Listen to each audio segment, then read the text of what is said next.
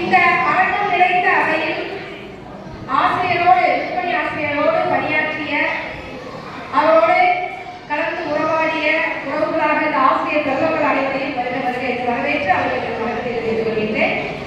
சுற்றும் சூழல், அதாவது ஆசிரியருக்கு உதவியாக இருந்து சுற்றத்திலே குற்றவாளிகளும் இணைந்திருந்து அவர்களை இதுவரை நல்ல பணியாற்றக்கூடிய ஒரு நிலையில் வைத்திருந்தமைக்காக அந்த உறவுகளுக்கு அனைவருக்கும் என் வணக்கத்தை தெரிவித்துக் கொள்கின்றேன். மேலும் அவரோட இணையர் அவரை தான் முதல்ல சொல்லணும்.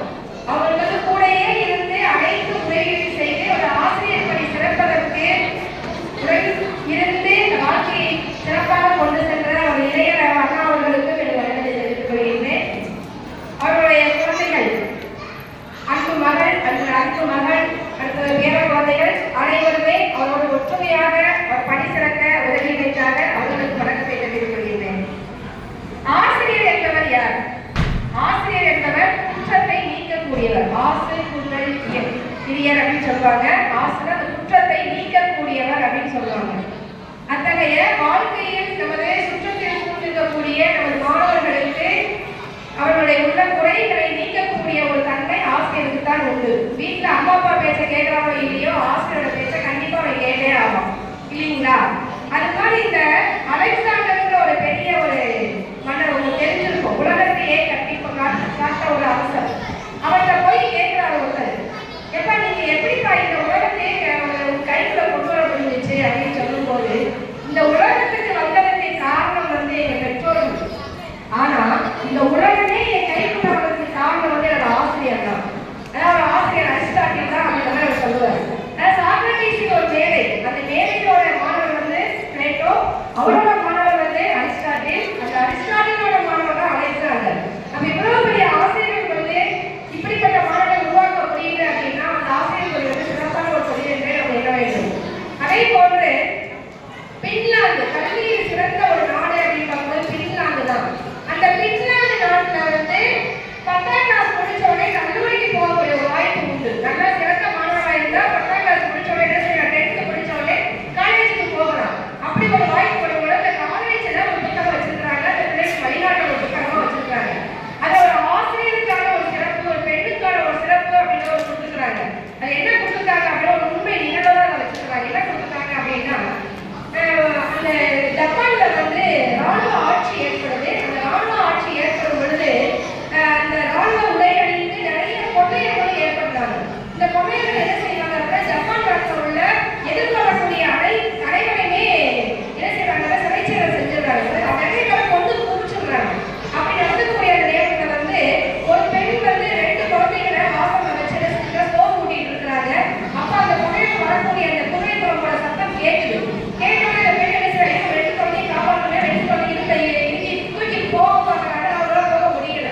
அவங்களால ஓட முடியல அப்படின்னா என்ன செய்யறாங்க, 2 குழந்தைகள் ஓட பார்க்கறாங்க. அந்த ஒரு குழந்தைய இழுத்து இறக்கி விட்டுட்டு ஒரு குழந்தைய தூக்கி இழுத்து என்ன செய்யறாங்க, மரத்துக்கு போயிடுறாங்க. வந்தவங்க என்ன செய்யறாங்க அப்படின்னா அந்த குழந்தைய தலையை பிடிச்சு கொண்டுறாங்க.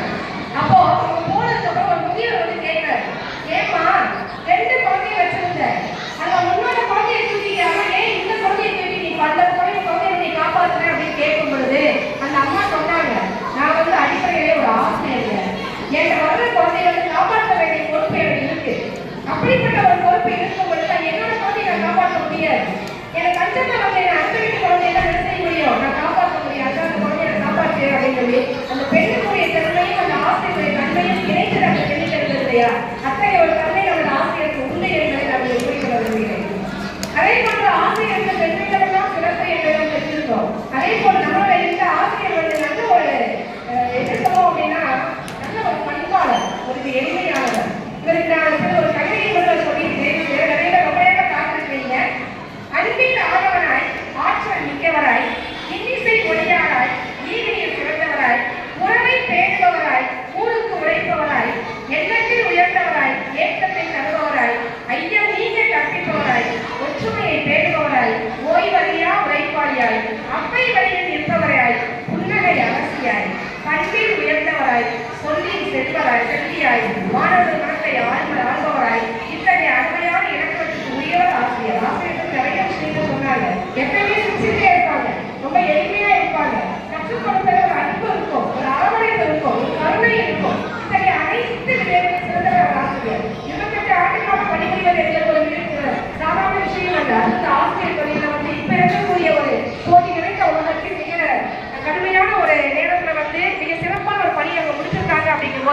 அது ஒரு பெருமை தரத்தக்க ஒரு விஷயம்தான்.